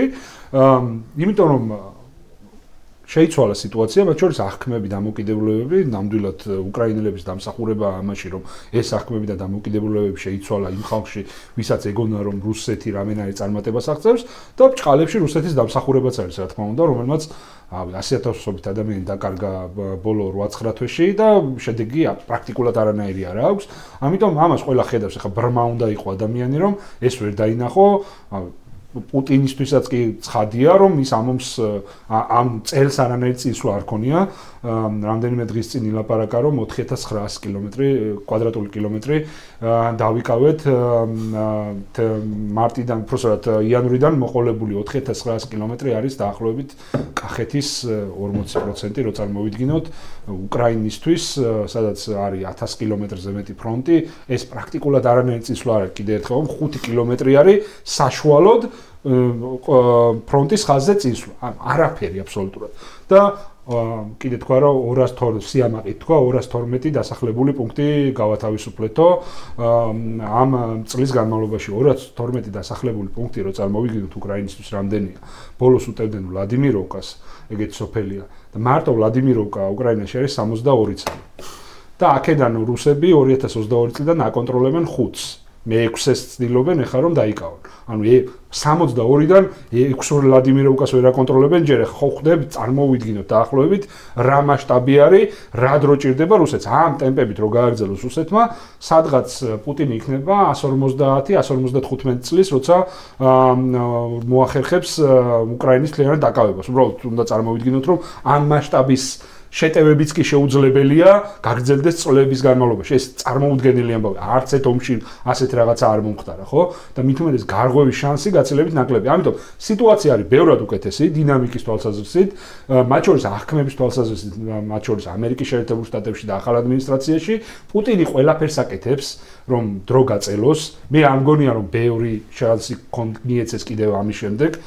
ცოტა თამამი ვიქნები და ვიტყვი, რომ ალბათ ბოლო ეგრეთ წოდებული 2 კვირა, რომელსაც ის მიიღებს, ეს მართლა 2 კვირაში კი არ დასრულდება, იქ შეიძლება მოლაპარაკებები გაგრძელდეს, მაგრამ შემდეგში როცა იქნება რიტორიკა, რომ ამ რუსეთისგან არაფერი გამოდის და მოდი უკრაინელების დახმარება გავაგრძელოთ, ტრამპთან დარეკვა დიდი ალბათობით უკვე ვეღარ უშველის. შეიძლება მოატყუა ადამიანი ერთხელ და ეს არის იმ ადამიანის ბრალი, როცა გატყუებენ ამერიკელებს აქვთ ეგეთი გამოთქმა, მაგრამ მეორედ რომ მატყუებ, უკვე ჩემი ბრალია და არა შენი. ამიტომ ამ პრინციპს ამერიკელები მიყვებიან ყოველთვის და მათ შორის პრეზიდენტი ტრამპიც და ესე სულ რაღაცა გაცურების მცდელობები არ გამოვა, რაღაც ეტაპზე ეს დამთავრდება. უბრალოდ თუ ჭყუა აქვს რუსეთს ის ამომს შეწყვეტს ცეცხლის შეწყვეტს გამყოფ ხაზზე. ეს არის დიდი რისკი პუტინისთვის, მისი პირადი უსაფრთხოებისთვის და მისი ხელისუფლებაში ყოფნისთვის, მაგრამ პერსპექტივა არის გაცილებით უარესი იყო მთლიანად რუსეთისთვის. ეს ამას შეიძლება დაჭირდეს თვეები, შეიძლება დაჭირდეს წლები, მაგრამ ეს აუცილებლად დასრულდება რუსეთის სტრატეგიული მარცხით. კიდევ ერთხელ ვამბობ, ეს არ დასრულდება ნამდვილად რაღაც კრემლზე უკრაინული დროშის აღმართვით, მაგრამ დასრულდება რუსეთის მარცხით. სხვა ვარიანტი აქ უბრალოდ არ არის. კაი, ამ შემთხვევაში ახლა უკვე ჩვენს რაღაცა კატასტროფული სიჩქარით მზარდა მე დავარქვევდი ენდემურ ავტორიტარიზმს, რომ დაუპირისპირდეთ, რომელიც ყველასგან განსხვავდება რაღაცა სიგიჟის, უდიდესი სიგიჟის ნარევით. ისე აი მე რომ ვკვირდები ხა იმ თუნდაც აი დროის გაწევის რაღაცა რომ პირობას არასრულებს ტყუილი, სიგიჟე გავს თუ არა აი ივანიშვილი არის თუ არა როგორც იტყვია ხოლმე პუტინის ჩინური ვერსია. და აი ამ მოცემულობაში რასაც ის ქმნის ახლა აი რასაც ის რის მიღწევასაც ის ცდილობს აქვს თუ არა რაღაცა სასიცოცხლო ნიშნები რომ ეს გრძელვადიანი იყოს ან თუნდაც მოკლებადიანი საშუალოვადიანი ხო მე ვერ ხედავ რაიმე მსგავსებას ძალიან განსხვავებული ტიპაჟები არიან ერთმანეთისგან ორივე არსით თავიანთი სოფხედელობით და თავიანთი ამოცანებით, მაგრამ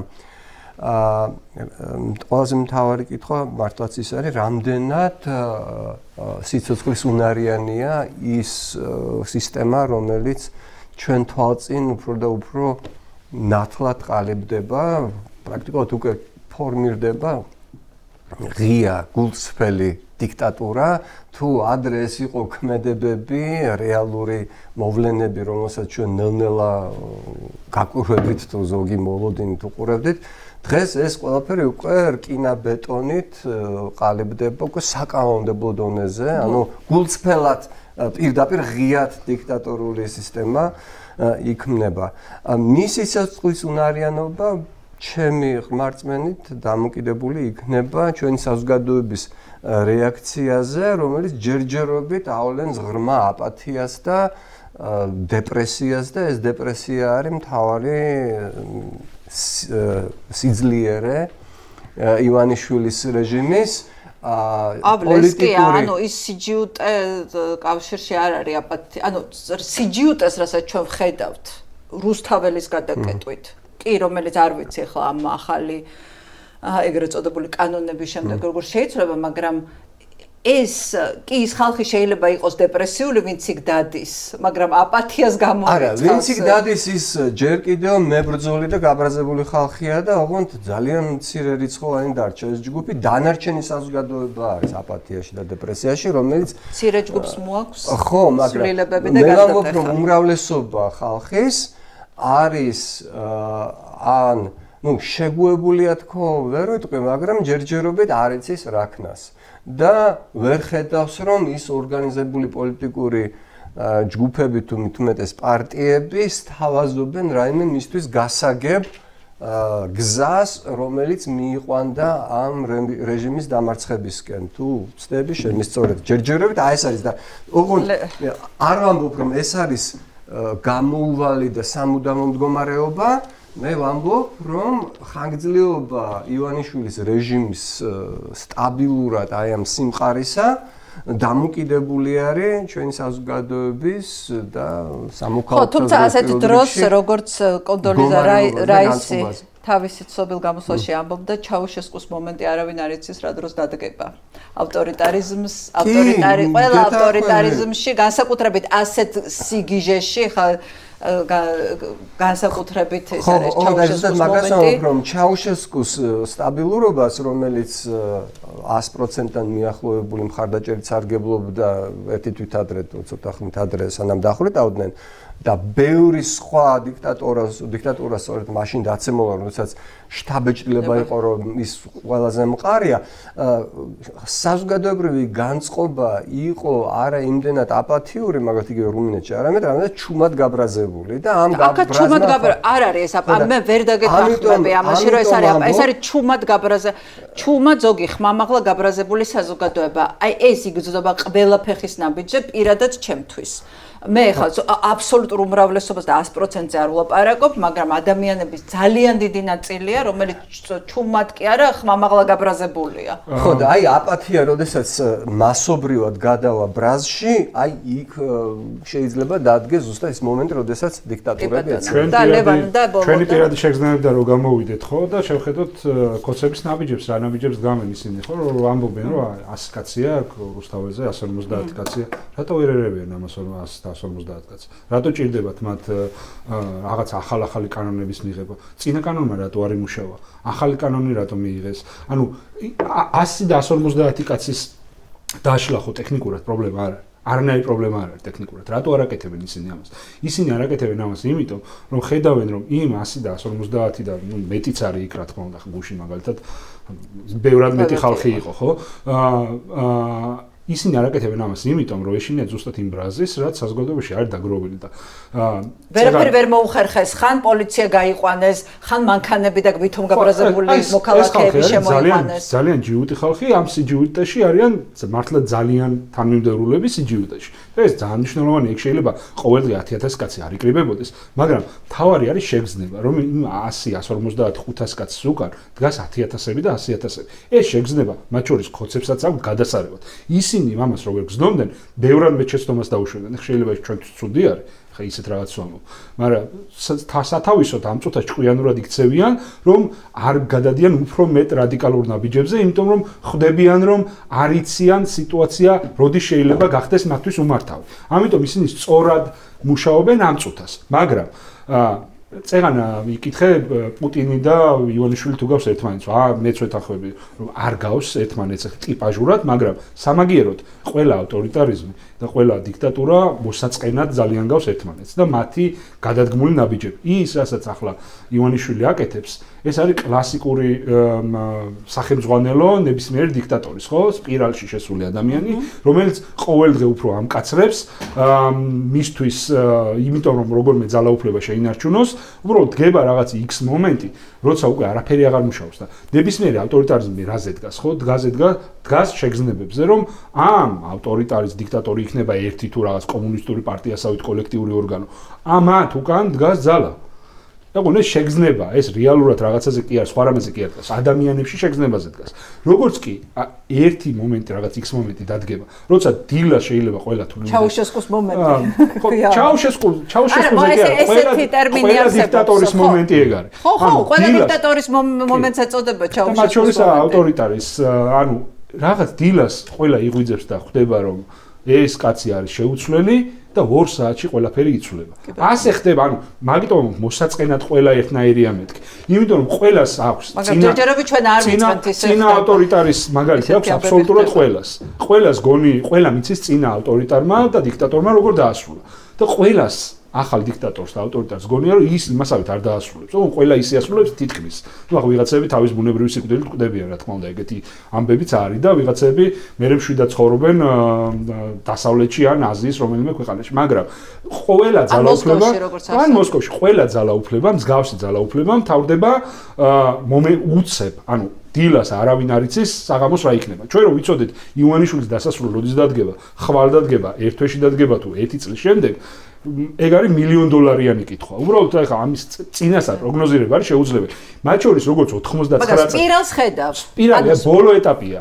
ანუ ეს ბოლო ეტაპი შეიძლება გაგრძელდეს 1 კვირა, შეიძლება გაგრძელდეს 3 წელი. ეგ არავინ არ იცის. მაგრამ 1999 წელს აქციაზე რო ხალხი იდგა რუსთაველზე, იმათვის ვინმეს რო ეთქვა, რომ წელიწად ნახევარში საბჭოთა კავშირი აღარ იქნება. რამდენი ადამიანი გეტყოდა რომ შენ გიჟი ხარ, რაიც, ხო? აგერ მე ვიდექი და გეტყვე და უფრო მეცაც იგებდა. 98 წლის ბოლო იყო და კაკო ბაქრაძე იყო მოსული უნივერსიტეტში.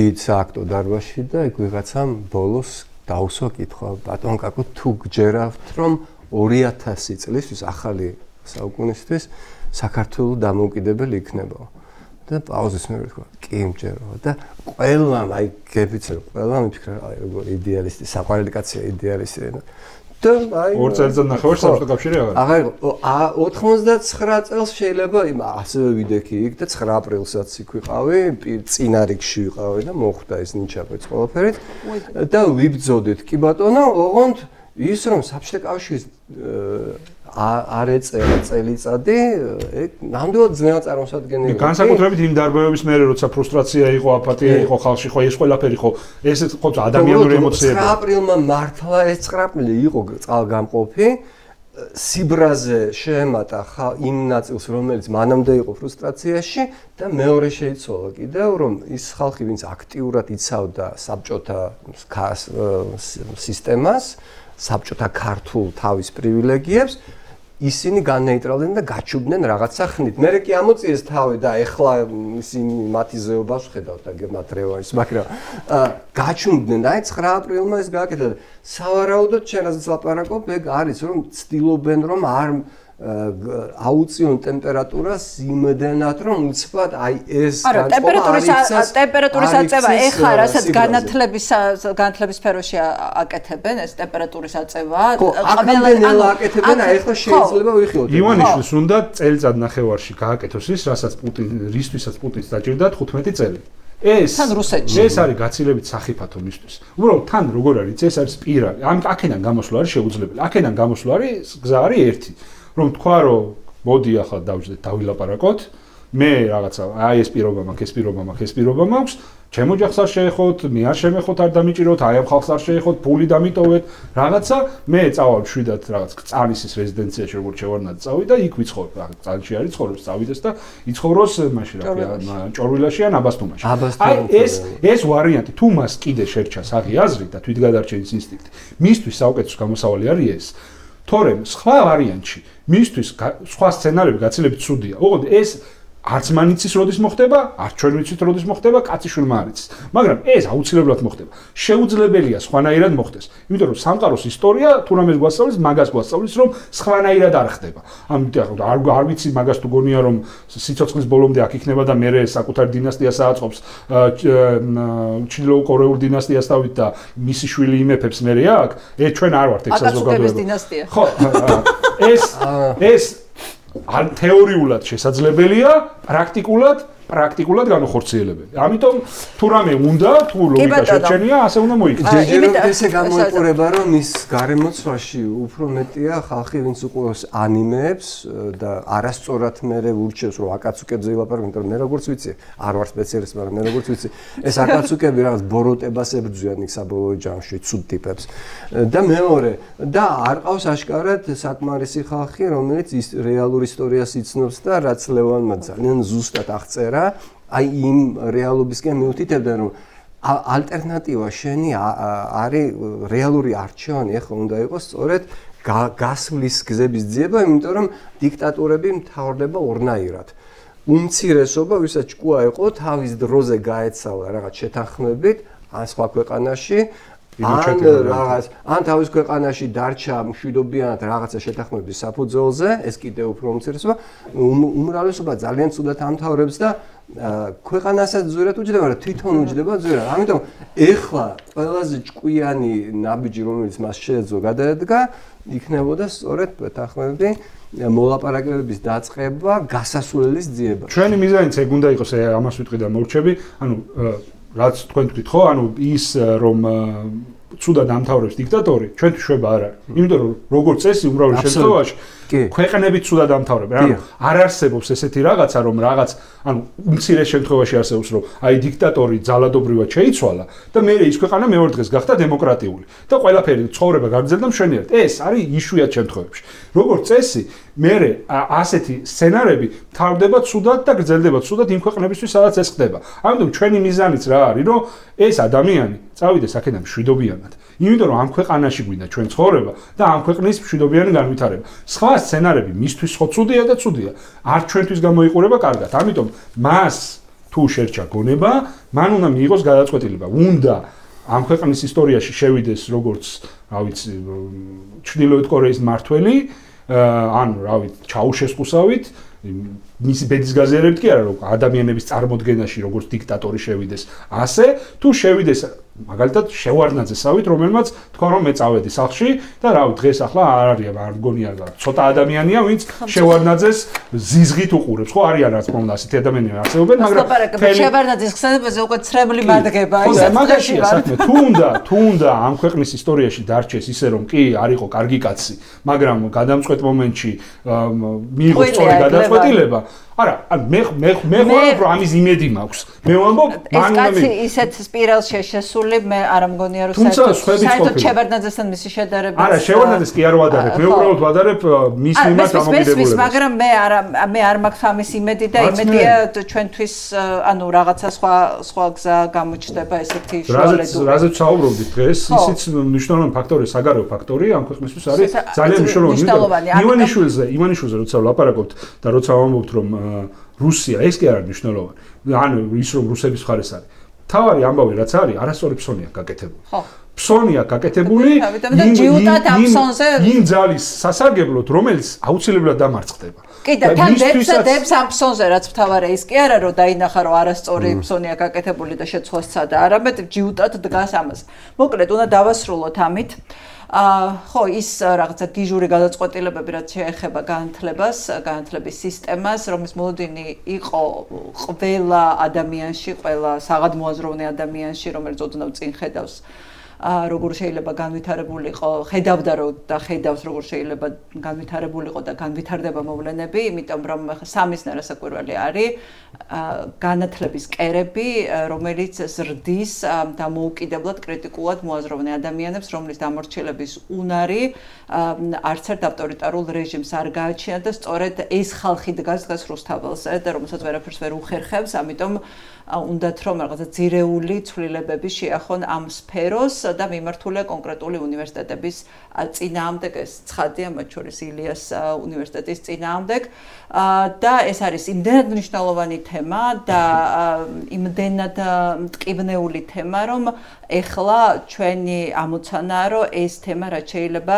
კარგად დავუღეჭოთ ადამიანებს და მიბაწოდოთ ისე, რომ მათაც გაიგონ მათ შვილებს რა პრობლემები შეიძლება შეექმნათ, შეიძლება კი არა აუცილებლად შეექმნებათ, თუ რასაკვირველია ესენი დარჩნენ ხელისუფლებაში და ეს ეხება არა მხოლოდ ოპოზიციურად განწყობილ და კრიტიკულად განწყობილ ადამიანებს, არამედ ნებისმიერ ადამიანს, რომელსაც აქვს იმის მოლოდინი და იმის უდიდესი სურვილი და ოცნება, რომ მისმა შვილმა მიიღოს კარგი განათლება და მათ შორის ეს განათლება მიიღოს დასავლეთშიც. ეხლა არის ჩვენზე, ჩვენს მოედანზეა ბურთი, რომ კარგად ავხსნათ ის უკიდურესად ნეგატიური შედეგები, რომელიც თითოეულ ოჯახს ემუქრება. და ამიტომ ჩვენი გადაცემებით ამაზე აიწყობა, ფარჯიანის გადაცემაც ამაზე იქნება აუცილებლად ამ თემაზე, მოკლედ ჩვენ შევეცდებით მაქსიმალურად გავშალოთ ეს საკითხი. მე ამით დაგემშვიდობები, ძალიან დიდი მადლობა ჩემს არჩევლებრივ სტუმრებს. კიდევ ერთხელ შეგახსენებთ, რომ თქვენ ხართ პლატფორმაზე მისმინეთ, ძალიან მნიშვნელოვანია თქვენი მხარდაჭერა, რომელიც შეიძლება გამოიხატოს გაზიარებითაც, ჩვენი პოდკასტების მოწონებითაც, მათი პოპულარიზაციით და ასევე ფინანსური დახმარებითაც, რომელიც დღეს ძალიან გვჭირდება, იმიტომ რომ ძალიან კარგად იცით თქვენც რა დღეშია მედია ქვეყანაში, სადაც არც საერთაშორისო დასავლური დახმარებებია, დახმარებების მიღება შეიძლება და ნებისმიერი ბიზნესმენი რაღაცა შიშით გვეუბნება, რომ ცით რა არ შეუძლია დახმარება, რადგან ეშინია მთავრობის. ასეთ მდგომარეობაში გვიწევს დღეს ჩვენ მაუწყებლობა და არსებობის გაგრძელება. ამიტომ თქვენი თანადგომა თუნდაც მცირედით ძალიან მნიშვნელოვანია. კიდევ ერთხელ დიდი მადლობა ყურადღებისთვის.